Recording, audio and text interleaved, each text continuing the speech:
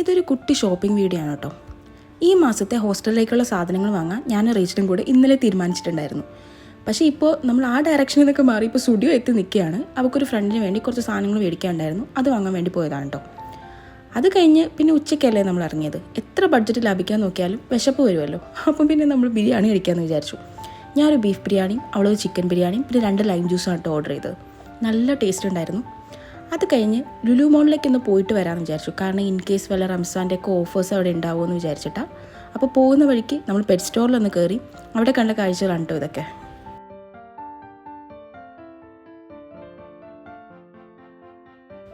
Hyper മാർക്കറ്റിൽ കയറി പ്രതീക്ഷ പോലത്തെ ഓഫേഴ്സ് ഒന്നുമില്ലായിരുന്നു. അങ്ങനെ പിന്നെ നമ്മൾ ഫാഷൻ സ്റ്റോറിലും കൂടെ ജസ്റ്റ് കയറിയിട്ട് ഇറങ്ങാമെന്ന് വിചാരിച്ചു. പോകുന്ന വഴിക്കേണ്ട കണിക്കൊന്നയാണ് കേട്ടോ. വിഷു ആകുമ്പോൾ ഇതൊക്കെ അവിടെ ഉണ്ടായിരുന്നാൽ മതിയായിരുന്നു. അങ്ങനെ ഓഫേഴ്സൊന്നും ഇല്ലാത്തതുകൊണ്ട് തന്നെ നമ്മൾ നമ്മുടെ ലാസ്റ്റത്തെ എത്താണിയായ അജ്മൽ ബിസ്മിയിൽ എത്തിയേക്കാം. നമുക്ക് നമ്മുടെ അജ്മൽ ബിസ്മിയെ പറ്റത്തുള്ളൂ. ഇവിടുത്തെ ഓഫേഴ്സേ നമ്മളെ കൊണ്ട് താങ്ങാൻ പറ്റത്തുള്ളൂ. അവിടെ എത്തിയപ്പോൾ പിന്നെ നമ്മൾ ഷോപ്പിങ്ങിൻ്റെ ട്രാക്കിലെത്തി. നമുക്ക് ഒരുപാട് സാധനങ്ങൾ നല്ല നല്ല ഓഫേഴ്സിന് അവിടെ നിന്ന് കിട്ടി കേട്ടോ. അങ്ങനെ മാസത്തേക്ക് വേണ്ടിയിട്ടുള്ള കുറച്ചധികം സാധനങ്ങൾ നമ്മൾ വാങ്ങി. കാരണം അത്യാവശ്യം നല്ല ഓഫേഴ്സ് ഉണ്ടായിരുന്നു.